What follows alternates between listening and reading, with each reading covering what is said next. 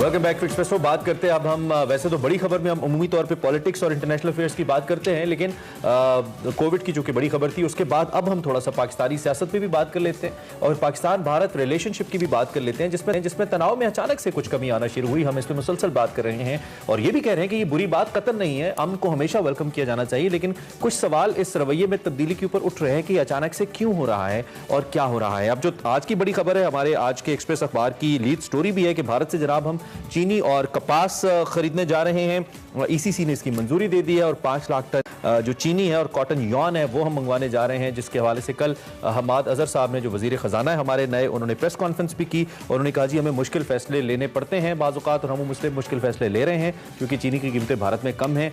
दूसरा, आपको याद ही होगा कि 23 मार्च को न सिर्फ नरेंद्र मोदी भारतीय वजीर आज़म ने इमरान खान साहब को एक खत लिखा था, बल्कि उससे पहले उनकी सेहत की बेहतरी के लिए ट्वीट भी की थी। बिल्कुल, और अभी जो सिचुएशन है, गवर्नमेंट पाकिस्तान ने भारत के साथ तजारत बहाल करने का कहा है। दो तरफा जो तजारत खत्म कर दी गई थी, पहले हमने देखा था जब मकबूजा कश्मीर की आनी हैसियत को खत्म करने के बाद अगस्त 2019 में दोनों मुल्कों के दरमियान ये थोड़ा सा हमें देखने में आया था, लेकिन अब दोबारा से ताल्लुकात बहाल होने जा रहे हैं, जिस पर जो अपोजिशन है वो गवर्नमेंट को बहुत तनकीद का निशाना बना रही है। और इस हवाले से हम बात करेंगे। हमें ज्वाइन किया है वफाकी वजीर बराए साइंस एंड टेक्नोलॉजी चौधरी साहब ने। फवाद चौधरी साहब, सबसे पहले तो good morning and thank you so much for joining us in espresso. हम पाकिस्तान और भारत के ताल्लुकात के हवाले से बात कर रहे हैं और पिछले दिनों हमने देखा भी कि ताल्लुकात बेहतरी की तरफ जा रहे हैं और अमन की कोशिशों को सराहा भी जा रहा है, लेकिन दूसरी जानिब थोड़े से कंसर्न्स का इजहार भी किया जा रहा है कि ये एकदम से इतनी जो कह लें नरमी दोनों तरफ से आई है, इसकी वजह क्या है? देखिए, पहली बात तो ये है कि जो कंसर्न्स हैं वो बिल्कुल जायज हैं। जिस किस्म की नरेंद्र मोदी की पॉलिसीज हिंदुस्तान में रही हैं और जिस तरह की मुस्लिम दुश्मन भी नहीं, मुस्लिम कुछ पॉलिसीज के ऊपर नरेंद्र मोदी की हुकूमत ने एक तवील अरसे से कारबंद है, जाहिर है कि वो एक बहुत ही ज्यादा फिक्र की बात है पाकिस्तान के लोगों के लिए। और जो कश्मीर में हुआ वो बहुत एक अंदरनाक कहानी है, हम उसको नहीं भुला सकते। जहां तक ताल्लुकात की बेहतरी की जरूरत है, ये तो कोई पाकिस्तान में ऐसा शख्स नहीं होगा जो इस चीज को नहीं मानेगा कि हमें ताल्लुकात में बेहतरी चाहिए, लेकिन ताल्लुकात में बेहतरी जो है वो मुसलमानों की कीमत पे और कश्मीर की कीमत पे तो नहीं होगी।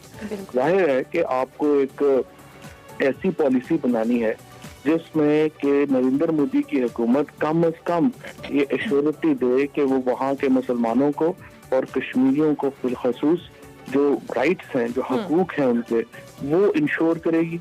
और जो कश्मीर का मुद्दा है, वज़ीर आज़म साहब को तो उन्होंने खत लिखा, लेकिन जो वज़ीर आज़म ने उनको खत लिखा है उसमें बड़ा वाज़ेह तौर के ऊपर उन्होंने ये कहा है कि कश्मीर के मसले को सलूशन जो है वो अमन का यहाँ पर बुनियाद बनेगा। तो जब तक कश्मीर का मसला नहीं होता, ये दोस्ती वगैरह की बातें जो हैं ये एक इवेंट बेस्ड के ऊपर होती है, इससे ज्यादा इसकी हैसियत नहीं है। तो मेरा तो मानना यही है।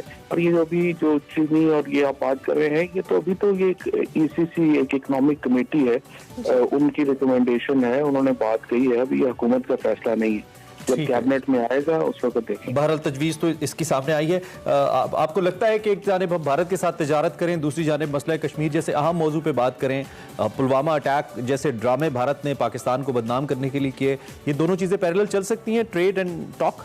आपको लगता है?